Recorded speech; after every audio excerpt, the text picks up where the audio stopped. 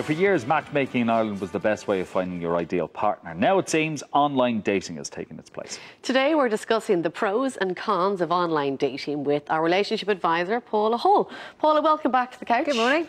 Good to see you again. Online dating today. Oh, yeah.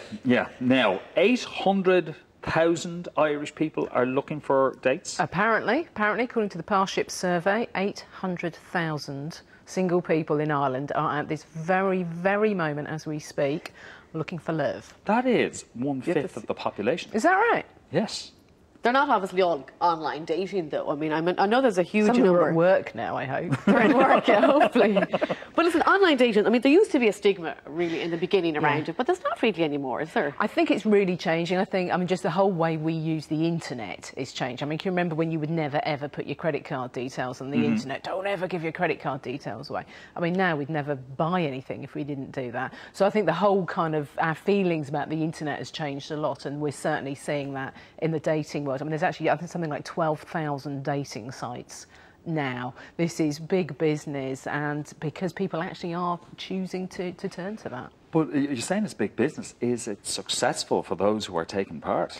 It is. There are some very, very good statistics out there for people who are meeting online. I mean, some of them are kind of quite random. Other ones are actually because people have chosen a website where it's more of a matchmaking service than just a dating thing. So actually they are very much selecting the kind of person they're looking for by going to a certain type of site kind of thing. And it could be that they're looking for a Jewish partner, or they're looking for someone who's into Star Trek. I'm not sure if Star Trek have a dating site, but they probably do.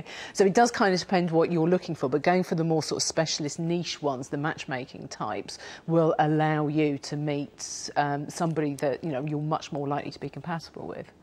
Well, the only two of my very good friends met on an online dating site, and they got married. Wow. They didn't say it at the wedding where they met. So not a lot of people knew. So I mean, that was about 5 years ago now. Yeah. That's the only couple that I know, and I won't mention the site. Oh, but, why didn't they? Was it stigma? It was, yeah, it was, yeah. I think it's, I mean, for some people, I think just there's something about it being a bit more desperate if you've got to go to that length. But I think if we're honest, then actually, if you're single and you're going to the pub, or you're single and you're going to a club or something like that, you're going to look for somebody. That's part of what you're doing. But you can kind of hang around being cool. It's not quite as obvious, I am looking for a date. But obviously, once you go into the online market, you're making it very, very obvious that you're out there shopping. And that is it. You feel as if you're at the last chance saloon because you're on. But that's not the case. It's just we lead very busy lives, and people aren't getting the time to socialise. Absolutely. And I think the advantages are that it can be completely anonymous. So particularly the sites where you haven't got to have your photograph on there to start off with. So it's completely anonymous. You're able to actually look precisely for the kind of person that you're looking for. Can save a huge amount of time compared to hanging around in bars and clubs and stuff.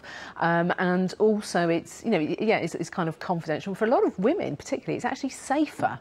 So if you think about the days when you would just hang out in clubs. Yeah, and you're not quite sure who this guy is that you're chatting to, and they all seem lovely to start off with.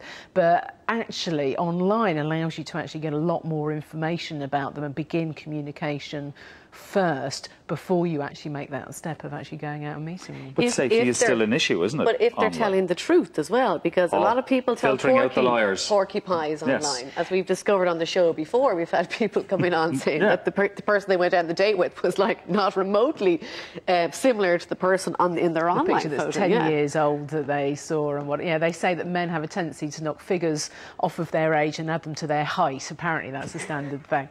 But I think with with online dating, a lot of people are perhaps trying to portray their best self, and that may include a little bit of exaggeration.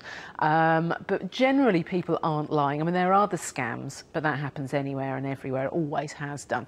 But generally people are honest, and I guess the first thing is when you actually get into communication with somebody, and once you've sifted beyond just the profile page, you need to be asking some of those questions and actually checking people out. I suppose if you meet somebody in a pub situation or a nightclub situation, you may be a little economical with the truth anyway.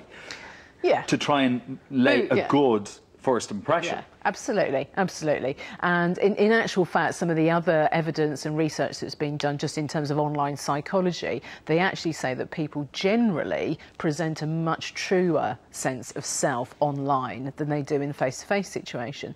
Because if you actually say, I don't know why I'm picking on Star Trek today, but if you were actually to say, I'm a great fan of Star Trek, I'm a Trekkie, online, if somebody doesn't like that part of your profile, they'll just log off instantly, as opposed to a face-to-face situation where you say that and you've got to watch them go, what? Yeah.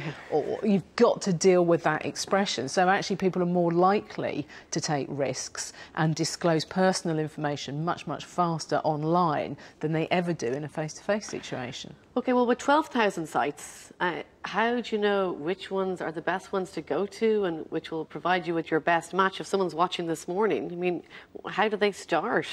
Well, I certainly think the sites that allow you to look at compatibility are really important. If you just go for one of the really, really big sites like Match or Dating Direct, it's a bit like shopping in pennies or in... It's just such a huge range of stuff. Yes, you might find what you're looking for in there somewhere, but you've got to really commit some time and energy to it. Whereas if you go for a matching site like Parship, then actually what you start off with is by actually filling in quite a detailed questionnaire, looking at your personality type and how you relate in a relationship and the sorts of things that you're into and that kind of thing. And then you're actually matched with people who are very similar to you. So it's a bit like going out and having a personal shop as someone who can say, that's what you like, isn't it? I think you should try that on. So it's a case, yeah, you do need to know a little bit about where you're going, where you're shopping. And what surprised me, and I know we're running out of time, you've told us that how many Irish men are actually saying that they're looking for marriage when they're online? This was really interesting. This was a survey that Parship did across Europe about what kind of relationships people are looking for online when they're online. And 30% of Irish men say they're looking for marriage. They're looking for a relationship that will lead to marriage. The Italians apparently are looking for a casual relationship. Yep. But top of the polls were Irishmen saying they wanted commitment. Actually, Paul's told us more about Italian men. They get quite excited, apparently. Early on. Yes, quite early on. Yes. Geography, lads, geography. All right. Paula, we'll see you again in a couple of weeks. Thanks so very much.